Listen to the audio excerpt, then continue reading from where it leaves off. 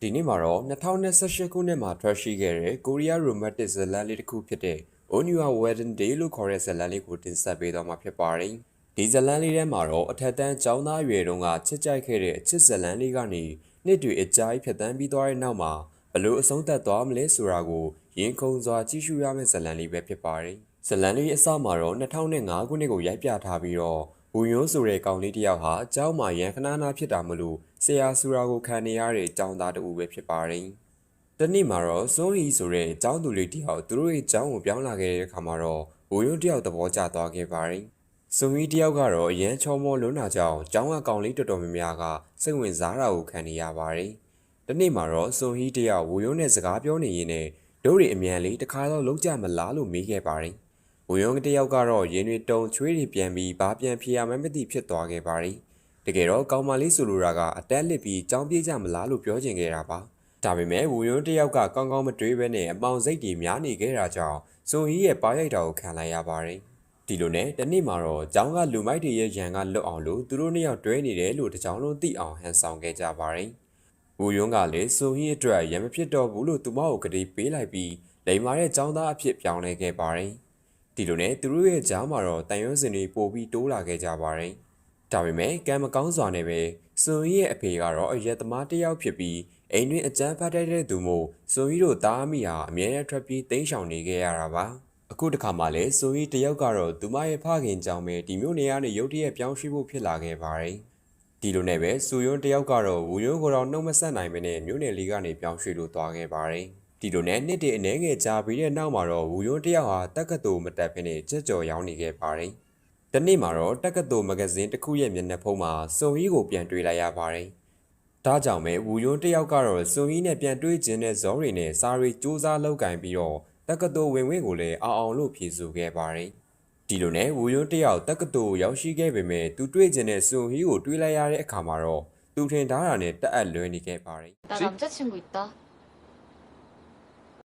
ဘာလို့လဲဆိုတော့စွန်ဟီမှာတော့ရည်စားရှိနေပြီဖြစ်ပါတယ်။ဒီလိုနဲ့စူးစမ်းသမျှအရာမထင်ခဲ့တဲ့ဝူယွန်းအတွက်တော့ကံကြမ္မာကတခါမျက်နှာသာပေးခဲ့ပါတယ်။ဝူယွန်းတယောက်စစ်ဖို့ထမ်းမသွားခင်လေးပါပဲစူယွန်းဟာတော့သူမရဲ့ရည်စားနဲ့ပြတ်သွားခဲ့တာကြောင့်သူတို့နှစ်ယောက်ကြားနီးစပ်ခွင့်ရရှိခဲ့ပါတယ်။ဒါပေမဲ့လည်းကံမကောင်းတဲ့ဝူယွန်းတယောက်ကတော့တညမှာအမူးလွန်ပြီးတော့ရှက်ကွဲစရာတွေဖြစ်ခဲ့တာကြောင့်စစ်မှုထမ်းနေတဲ့ကာလတစ်လျှောက်လုံးသူမနဲ့အဆက်အသွယ်ပြတ်ခဲ့ပါတယ်။ဒီလိုနဲ့ကံမပါတဲ့သူတို့နှစ်ယောက်ကြားထဲမှာတော့နှစ်တည်းအကြာကြီးထပ်ဝေးခဲ့ရပါတယ်။ဒီတစ်ခါမှာတော့ဝူယွန်းတယောက်ဂျင်ထရိနာဖြစ်နေပြီးတော့ချမ်းသာတဲ့ကောင်မလေးတယောက်နဲ့လည်းတွဲနေခဲ့ပါတယ်။ဆိုဟီကတော့အဲ့ဒီချိန်မော်တဲ့အလုပ်ကိုလုပ်ကင်နေပါတယ်။ကံကြမ္မာအလဲအပြောင်းအနေနဲ့သူတို့နှစ်ယောက်ပြန်ဆုံခဲ့ကြပါတယ်။ဒီနေ့မှာတော့ဆိုဟီတယောက်ရိုက်ကူးရေးလုံးနေတုန်းမှာပဲမတော်တဆဆိုင်းပုတ်ပြုတ်ကျလာခဲ့ပါတယ်။ဒါကိုမြင်တဲ့ဝူယွန်းတယောက်ကတော့ဝင်ကယ်လိုက်တာကြောင့်သူ့မှာတန်ရာရရှိသွားခဲ့ပါတယ်။ဒီဖြစ်ပျက်တွေဖြစ်ပြီးသွားတဲ့အခါမှာတော့ဝူယွန်းတယောက်ဆိုဟီကိုချစ်နေသေးတာကြောင့်သူမရဲ့ကောင်မလေးနဲ့လမ်းခွဲခဲ့ပြီ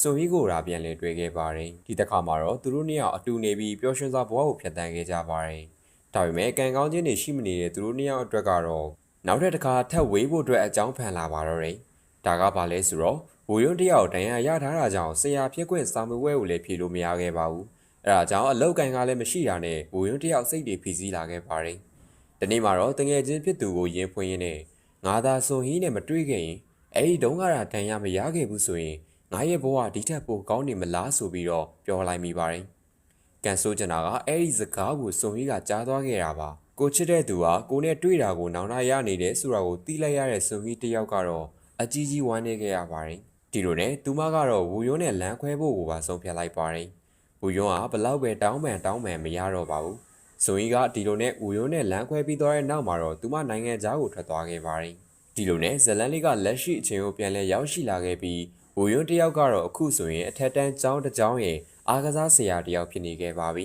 ။တနေ့မှာတော့ဝူယွန်းရှိနေတဲ့ကျောင်းကိုစွန်ဟီတယောက်ရောက်ရှိလာခဲ့ပါတယ်။လွမ်းလွန်းလို့လာတွေ့ရတော့မဟုတ်ခဲ့ပေနဲ့သူမရဲ့မင်္ဂလာဆောင်တော့မယ့်အကြောင်းကိုပြောရင်းနဲ့ဖိတ်စာလာပေးတာပဲဖြစ်ပါတယ်။အဲဒါကြောင့်ပဲဝူယွန်းတယောက်ကတော့အယံမဲ့ခံစားနေခဲ့ရပါတယ်။ဒါပေမဲ့လည်းဝူယွန်းတယောက်ကသူ့ရဲ့မင်္ဂလာပွဲကိုသွားဖို့ဆုံးဖြတ်လိုက်ပါတယ်။ဒီလိုနဲ့မင်္ဂလာပွဲကိုရောက်တဲ့အခါမှာတော့မင်္ဂလာဆောင်မစခင်မှာပဲဝူယွန်းတယောက်သူတို့သမီးရှိတဲ့အခန်းထဲကိုခိုးဝင်သွားခဲ့ပြီးသူပြောချင်တဲ့စကားတွေကိုပြောပြခဲ့ပါတယ်။ဆိုဟီနင်းကိုတွေးခဲ့ရလို့နောင်တရတယ်ဆိုတဲ့အတွေးတွေဝင်ခဲ့မိတဲ့အတွက်ငါတောင်းပန်ပါတယ်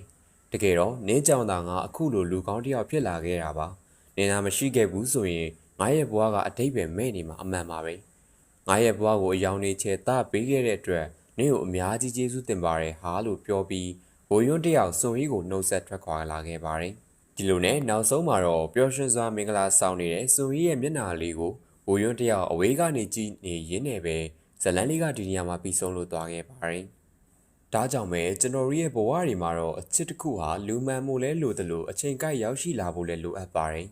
ကိုယ့်ရဲ့ဘဝကိုပိုကောင်းအောင်လို့ပြောင်းလဲပေးခဲ့တဲ့သူကိုလည်းဘယ်တော့မှလက်လွတ်အဆုံးရှုံးမခံဘူးလဲလိုအပ်ပါတယ်